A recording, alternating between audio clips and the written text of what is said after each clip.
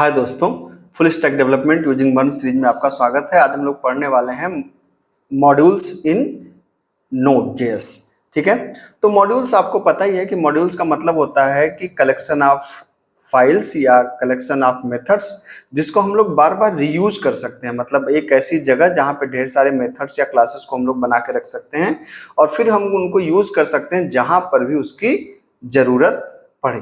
ठीक है, तो जहां तक बात है कि नोड के अंदर, तो नोड के अंदर दो तरह के मॉड्यूल्स होते हैं। एक तो लाइब्रेरी मॉड्यूल्स होते हैं जिसको आप npm से इंस्टॉल कर सकते हैं, और एक होता है यूजर डिफाइंड मॉड्यूल्स, मतलब आप अपने खुद के भी मॉड्यूल्स बना सकते हैं। तो यहाँ पे हम लोग ये देखते हैं कि अगर हमें खुद का मॉड्यूल बनाना हो तो किस तरीके से हम लोग नोड में बना सकते हैं। तो आइए देखते हैं।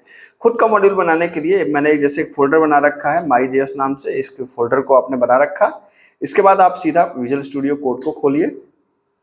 ठीक है, और अगर आपको पता है कि आपको अगर एक नया एप्लीकेशन बनाना है, नया प्रोजेक्ट बनाना है, तो सबसे पहले आप जो कमांड चलाते हैं उस कमांड का नाम होता है npm init।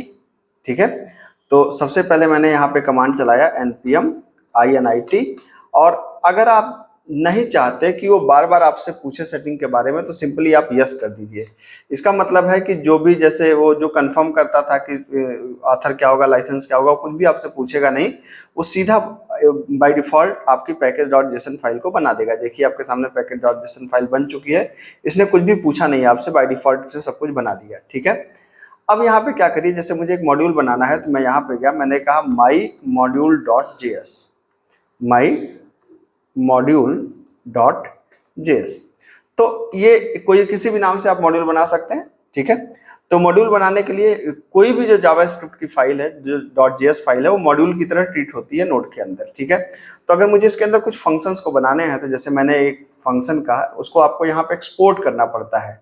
तो आपने कहा एक्सपोर्ट्स डॉट एड, एक मतलब मैंने ऐड नाम का फंक्शन बनाया और मैंने कहा कि इसको इस फाइल से बाहर हम एक्सपोर्ट करें, तो इसलिए मैंने एक्सपोर्ट्स डॉट ऐड लगाया। मतलब फंक्शन का नाम क्या है, ऐड, जिसको मैं एक्सपोर्ट करूंगा इस फाइल से बाहर, मैं इसको यूज करूंगा, इसलिए मैंने एक्सपोर्ट कीवर्ड का इस्तेमाल किया। इज इक्वल टू, आप यहाँ पे इसको डिफाइन कर दीजिए कि ऐड फंक्शन क्या करेगा, ए और बी को लेगा और सिंपल क्या कर देगा, रिटर्न कर देगा ए प्लस बी को।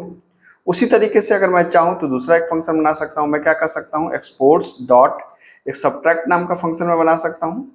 ठीक है, इसको भी मैं एक्सपोर्ट करने के लिए बोल रहा हूँ, और ए और बी को आर्गुमेंट दिया और रिटर्न कर दिया, क्या रिटर्न कर दिया मैंने ए माइनस बी को।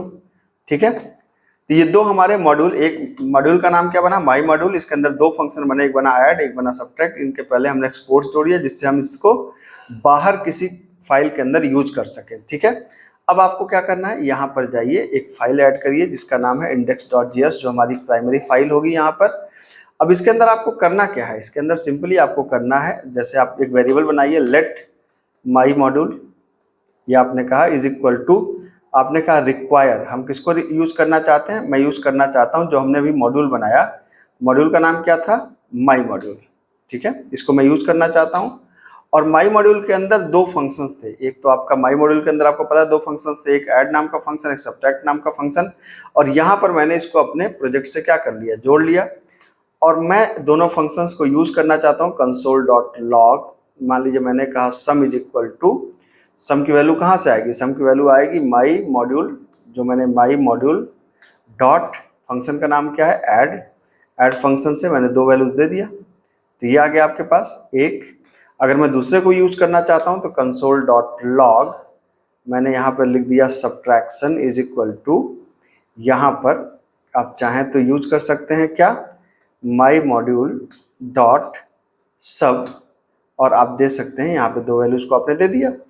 अब इसको रन कराने के लिए बिल्कुल सिंपल, आप टर्मिनल को खोलिए, टर्मिनल को खोलने के बाद आपको क्या करना है, आपको लिखना है नोड स्लैश इंडेक्स, ये देखिए ये सम 30 सब्ट्रैक्शन 8, ये दोनों मॉड्यूल आपके सामने रन हो गए। तो ये हमने नोड में एक मॉड्यूल बनाया।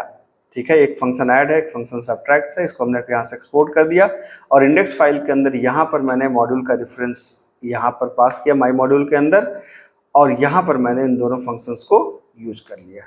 तो होपफुली आपको बात समझ में आई होगी कि अपना मॉड्यूल कैसे बना सकते हैं। तो इससे आपको एक ये भी बात समझने को मिलेगी कि अगर कोई बना बनाया मॉड्यूल है तो उसे यूज करेंगे तो आपको एक बेसिक फंक्शनैलिटी समझ में आएगी कि नोड ने उसको कैसे इंप्लीमेंट किया होगा। मिलते हैं अगली क्लास में, थैंक यू सो मच।